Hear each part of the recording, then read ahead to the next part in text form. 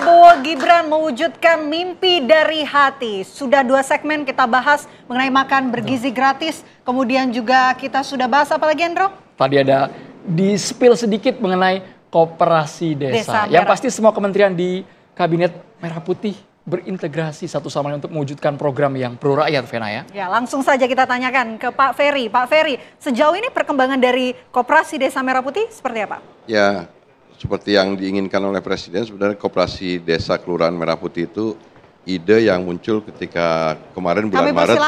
Kemarin bulan Maret ini sudah dilakukan.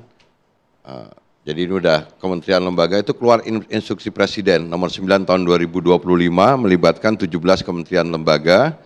Ini Inpres yang saya rasa juga baru pertama kali, nanti juga mungkin sama dengan BGN tadi sampaikan. Sambil berdiri, ya, Pak Menteri katanya. Nah, ini koordinasi kementerian lembaga, jadi ego sektoral betul-betul sekarang udah nggak ada. Kemudian juga ada pembentukan satgasnya, satgas tingkat provinsi, kabupaten, kota, dan ini kerja terus. Kemudian sosialisasi koperasi desa Kelurahan Merah Putih dari bulan Maret, kemudian Juli, alhamdulillah telah terbentuk 80.000 koperasi desa Kelurahan Merah Putih se-Indonesia. Tapi terbentuknya ini baru dari aspek legalitasnya, akte dan lain sebagainya. Kemudian Agustus kita udah mulai koordinasi dan sinkronisasi. Kemudian juga mulai melatih, meningkatkan kompetensi pengurus, pengawas koperasi desa Kelurahan Merah Putih. Kemudian juga melakukan relaksasi regulasi karena memang banyak sekali kita sampai ngeluarin peraturan Menteri Keuangan 2 kali, nomor 4, peraturan Menteri Keuangan nomor 49 dan PMK nomor 63 untuk bisa mengharmonisasi seluruh proses di regulasi supaya di tahap operasionalisasi ini koperasi desa Kelurahan Merah Putih ini tidak ada hambatannya. Kemudian kita juga sudah menyusun sistem informasi manajemen koperasi desa Kelurahan Merah Putih, menginput semua data-data yang berasal dari desa untuk terintegrasi di dalam satu sistem informasi koperasi desa Kelurahan Merah Putih. Dan September ini udah mulai rapat untuk kolaborasi dengan berbagai pihak termasuk perguruan tinggi, Kejaksaan Agung dalam melakukan proses mitigasi resiko dan pengawasan. Ini perlu karena kebetulan Kejaksaan Agung punya aplikasi Jaga Desa. Nah, kemudian kita menambahkan fitur baru tentang koperasi desa Kelurahan Merah Putih sehingga nanti pihak Kejaksaan bisa membantu kita melakukan mitigasi resiko dan pengawasannya. Dan kemarin 10 Oktober ini kita sudah membuat surat keputusan bersama 4 kementerian, Kementerian Koperasi, Kementerian Dalam Negeri, Kementerian Desa, Kementerian Keuangan, plus 2 lembaga, Danantara dan BP BUMN.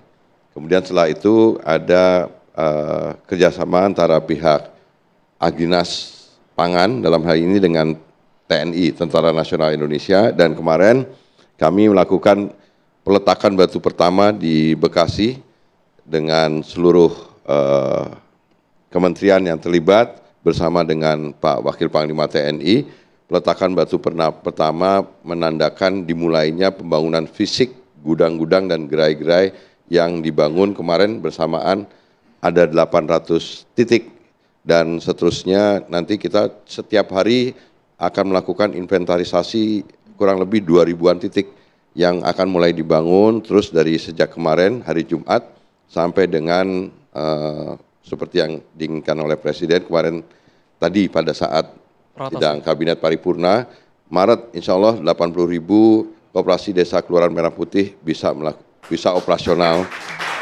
Bangunan fisiknya sudah dibuat, kemudian barang-barang dan fasilitas pendukung berupa kendaraan dan yang sebagainya ini bisa mulai beroperasi. Nah, koperasi desa ini Mas Andro, Mbak Vena, Bapak Ibu semuanya, Pak Karni, Pak Lalu, koperasi desa ini sebenarnya ide gagasan Pak Presiden karena memang kalau 1 tahun ini kita lihat sebenarnya keberhasilan pemerintahan ini adalah Pak Prabowo sebagai Presiden berhasil mengembalikan lagi arah ekonomi kita yang semula ekonominya bisa dibilang neoliberal dalam pengertian pasar itu sistem ekonomi kita diserahkan kepada pasar, dan pasar itu ada pelaku pasar besar, menengah, dan kecil. Nah, biasanya pelaku pasar kalau negara nggak intervensi, pelaku pasar yang besar itu yang lebih dominan. Nah, sekarang oleh pemerintah Pak Prabowo ingin sekarang negara hadir lagi untuk ngatur supaya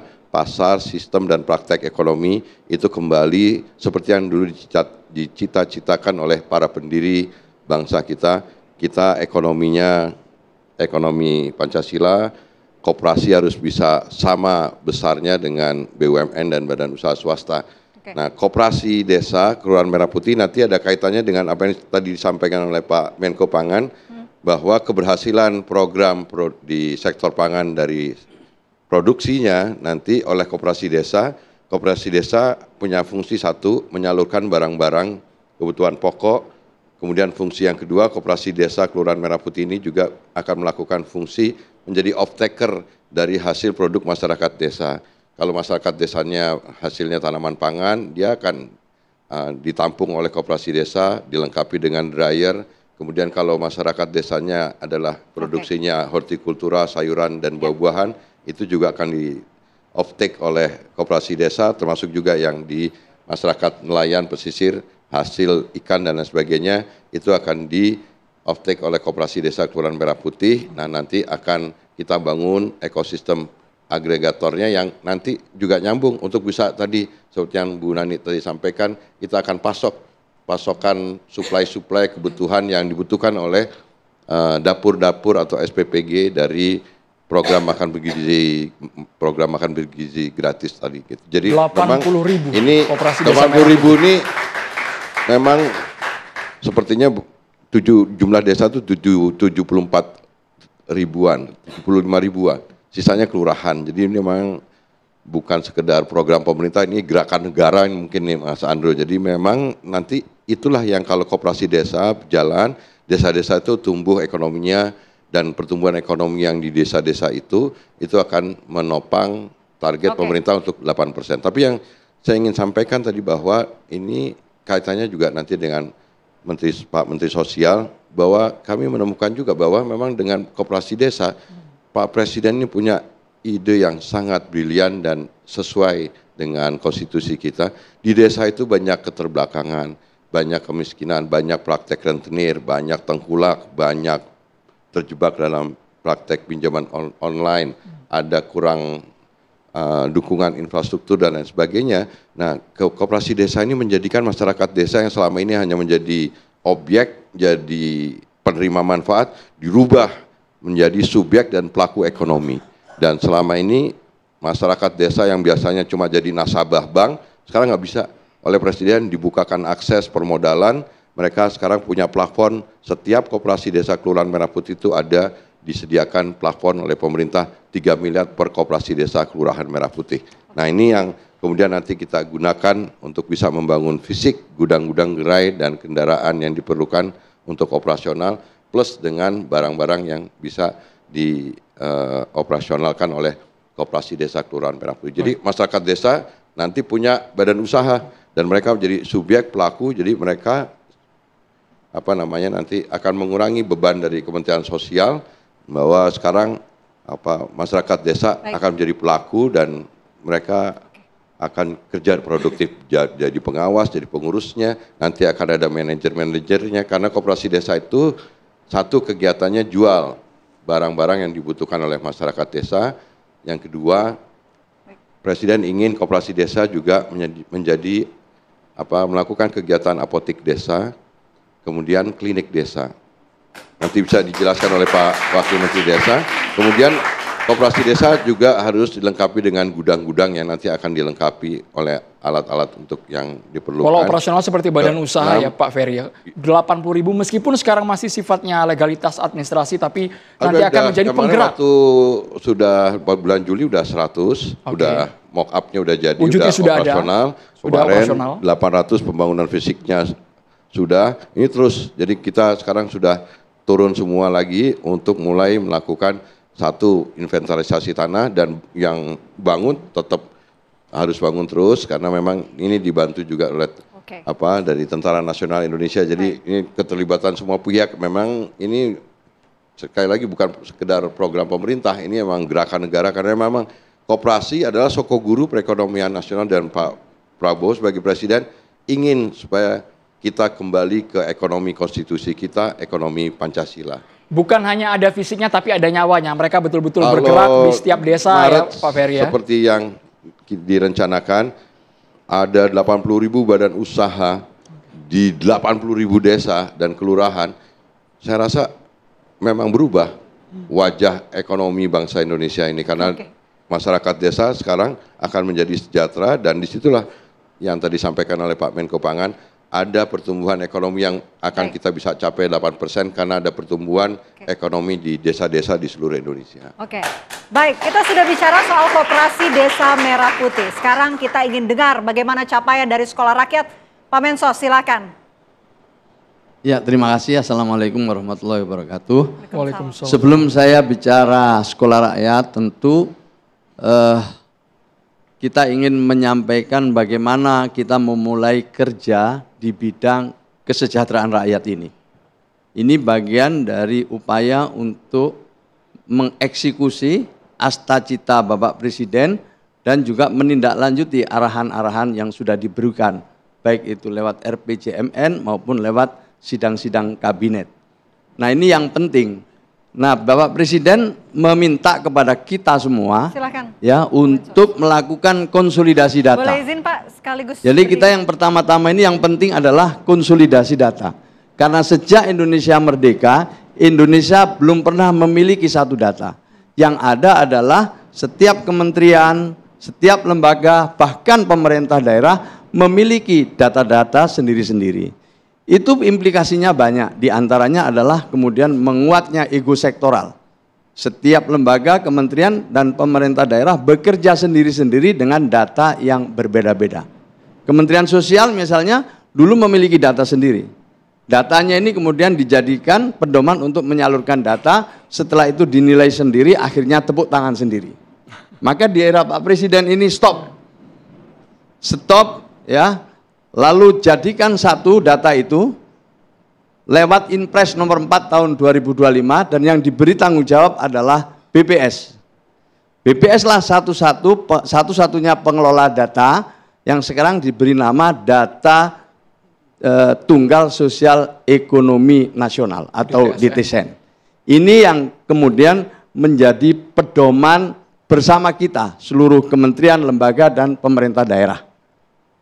Jadi BPS mengumpulkan semua data dari macam-macam kementerian lembaga itu, diverifikasi, divalidasi, diukur ulang, kemudian menetapkan perankingan mulai dari desil 1 sampai desil 10. Desil 1 itu adalah kelompok masyarakat yang paling bawah dari ukuran-ukuran yang ditetapkan oleh BPS. Sehingga kita punya target yang lebih jelas ke depan. Ini ya Pak Mensos ya, ya. Miskin ekstrim, desil 1. Saya ingin menyampaikan dulu ini sebenarnya sebelum nanti saya bicara bansos, kemudian terakhir adalah Sekolah Rakyat, karena ini berkaitan. Nah, data ini menjadi sangat penting dan sangat strategis. Presiden dengan Impres nomor 4 ini mengajak, meminta semua lembaga, kementerian, dan juga pemerintah daerah untuk bersama-sama membantu BPS melakukan pemutakhiran data, karena pemutakhiran data itu menjadi sangat penting. Di lapangan, data ini dinamis sekali. Setiap hari ada yang lahir, setiap hari ada yang wafat, setiap hari ada yang menikah, setiap hari ada yang pindah tempat. Itu sangat dinamis sekali. Sebab Bapak Ibu sekalian, Pak Kardi, kalau data kita tidak akurat, maka intervensi kita juga akan tidak akurat. Dan akhirnya hasilnya tidak akan berdampak. Maka Presiden sangat punya atensi yang luar biasa terhadap data ini. Sejak bulan Februari sampai sekarang, tahun 2025, kita terus-menerus bersama BPS dan juga kementerian, lembaga, pemerintah daerah melakukan konsolidasi lewat pemutakhiran yang kita lakukan ground check dengan mendatangi langsung setiap rumah yang ada di dalam DTSN, khususnya di desil 1, 2, 3, dan 4. Nah, alhamdulillah ya, lewat konsolidasi data ini, saya yakin kalau dilakukan secara terus-menerus akan makin akurat data kita ini. Sebab kita tahu data yang selama ini ada itu dianggap tidak akurat dan kurang tepat sasaran. Tidak sepenuhnya tidak akurat, tapi ada yang tidak akurat dan akhirnya tidak tepat sasaran. Misalnya bansos dari Kementerian Sosial yang pagu anggarannya itu lebih dari 70 triliun, 40% diantaranya diduga tidak tepat sasaran. Lalu bagaimana cara pemutakhiran ini? Ini perlu saya sampaikan di awal. Terus terang saya mohon waktu sedikit, ini agak penting menurut saya sebagai informasi, bahwa kita ada cara untuk memutakhirkan. Memutakhirkannya itu ada dua cara. Satu, mekanisme formal, dan yang kedua, mekanisme partisipasi. Jalur yang pertama, jalur formal ini bisa kita mulai dari RT, RW, kelurahan, naik terus sampai nanti ditandatangani oleh Bupati Wali Kota, dikirim ke DTSen. Atau jalur yang kedua bisa lewat jalur partisipasi. Disiapkan aplikasi namanya Cek Bansos, semua orang bisa melakukan usul sanggah di situ. Usul boleh, sanggah boleh terhadap mereka-mereka yang selama ini sudah mendapatkan bansos. Online ya Pak ya? Online, lewat namanya Cek Bansos. Bahkan dipimpin oleh Pak Luhut, kita sudah maju selangkah lagi, ke depan kita ingin melakukan digitalisasi bansos. Yang sekarang uji cobanya kita lakukan di Banyuwangi. Kita harapkan dengan langkah-langkah ini, ke depan datanya makin akurat, sekali lagi intervensinya makin akurat. Dan kami mengundang semua pihak untuk turut berpartisipasi, membuat data kita makin akurat lewat jalur partisipasi itu. Nah, ya itu yang pertama. Nah, jadi kita sekarang Pak Karni, kita sudah memiliki data sekaligus ada perankingannya. Desil 1, 2, 3, 4, sampai 10. Desil 1 ini adalah kelompok miskin atau miskin ekstrim, sementara 2, 3, 4 ini adalah menjadi bagian dari kelompok rentan. Memang tidak miskin tapi dia rentas, bedanya tidak terlalu jauh, tipis-tipis dengan yang berada di desil 1. Desil 1 itu adalah 10% dari penduduk Indonesia, baik individu maupun keluarga. Anggap saja kalau sekarang penduduk Indonesia ada 286 juta, maka di desil 1 itu ada 28, sekian juta. Itu kira-kira, jadi targetnya makin jelas, sasarannya makin jelas dalam rangka untuk memberikan perlindungan dan jaminan sosial. Itu tersebar di provinsi mana saja Pak Mensos? Di seluruh Indonesia. Oke. Karena ini menyangkut komposisi seluruh penduduk Indonesia, baik individu maupun keluarga. Jadi seluruh Indonesia. Maka di desil 1 itu tentu tersebar seluruh Indonesia. Ya. Kemudian yang berikutnya setelah datanya ini terus kita perbaiki, maka ini menjadi pedoman untuk menyalurkan bansos. Apa yang baru dari Bapak Presiden, bansos ini sudah diberikan sejak pemerintah sebelumnya. Yang baru, Bapak Presiden ingin mereka yang menerima bansos itu nanti didorong untuk menjadi keluarga yang lebih mandiri lewat program-program pemberdayaan pemerintah. Sehingga dengan data yang akurat, kita bisa mengukur setiap tahunnya berapa sih keluarga yang pada akhirnya naik kelas setiap tahunnya. Ini menjadi hal yang sangat baru, maka itu Presiden membentuk apa yang disebut dengan Kemenko Pemberdayaan Masyarakat. Karena selama ini heavy-nya pada social protection, maka pada era Pak Prabowo ini, di samping perlindungan sosial tetap diberikan, yang kedua program pemberdayaannya diperkuat. Ini yang baru dari Bapak Presiden. Nah, di tahun ini kita sudah memulai ya program pemberdayaan itu, ada 77.000 lebih keluarga yang bisa graduasi. Ini ya Pak Mensos. Kita harapkan nanti pada tahun depan ya kita akan lebih banyak lagi keluarga yang bisa digraduasi, lulus menjadi keluarga yang lebih mandiri.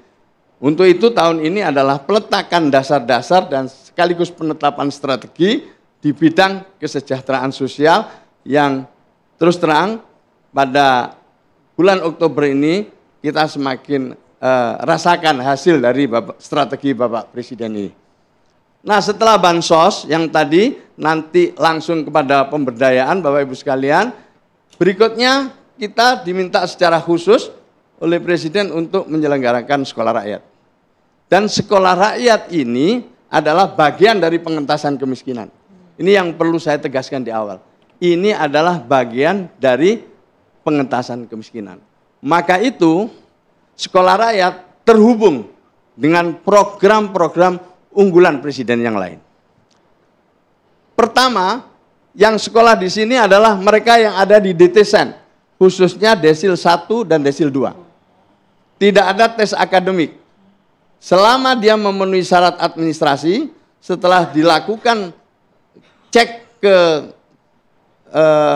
keluarga siswa, kepada orang tuanya, didatangi rumahnya, diajak dialog, data dan kenyataannya sama, maka akan ditindaklanjuti untuk proses selanjutnya agar dia bisa menjadi siswa sekolah rakyat.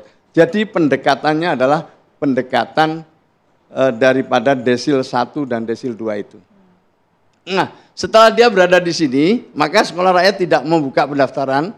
Yang ada pendamping kami dengan Dinsos setempat, dengan BPS setempat, dengan Diknas setempat untuk sama-sama melakukan proses seleksi di lapangan berdasarkan data yang kita punya. Setelah dia diterima di sekolah rakyat, nanti orang tuanya diberdayakan.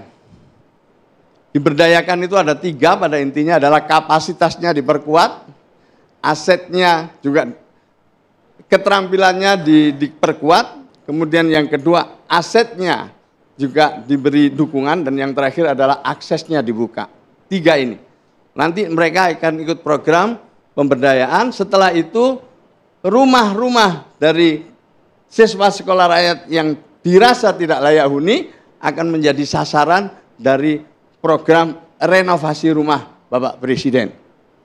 Setelah itu tentu seluruh orang tua keluarga dari siswa sekolah rakyat mendapatkan bansos lengkap, kemudian dapat dukungan JKN lewat PBI, penerima bantuan iuran untuk menjadi peserta BPJS Kesehatan, yang nanti bekerja sama dengan Kementerian Kesehatan. Di dalam sekolah rakyat juga didukung dan dilayani makan bergizi gratis selama 3 kali sehari, dan mereka semua keluarganya ikut cek kesehatan gratis.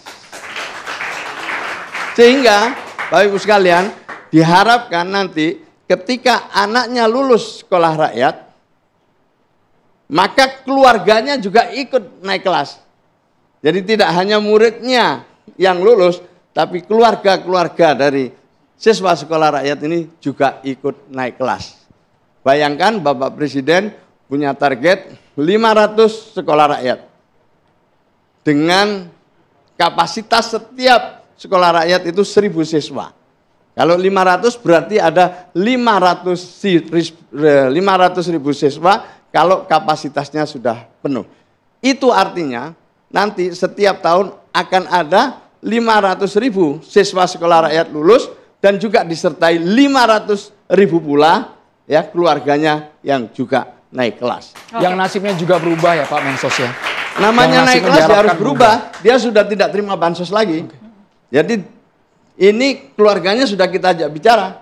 Nanti kalau anaknya lulus, mereka sudah tidak terima bansos lagi, dan kita hitung ya dalam diskusi kita paling lama 5 tahun. 5 tahun. Mereka menerima bansos, setelah itu naik kelas ikut program pemberdayaan. Ini sungguh-sungguh terukur Bapak Ibu sekalian. Ini kalau misalnya benar-benar bisa sukses, lancar, sungguh ini merupakan suatu legacy dari Bapak Presiden Prabowo. Hari ini kita sedang bekerja keras. Kita itu maksudnya kami, Kementerian Dikdasmen, juga Kementerian PU, dan banyak kementerian yang lain yang terlibat. Tidak hanya kami bertiga, banyak sekali kementerian. Bahkan Pak Seskap turun tangan, Mensesnek turun tangan, Menteri Dalam Negeri turun tangan. Banyak lagi ya kementerian-kementerian yang terlibat. Kita sedang bersama daerah untuk benar-benar bisa mensukseskan sekolah rakyat ini. Tahun ini akan dibangun 100 titik sekolah rakyat di 100 kabupaten kota.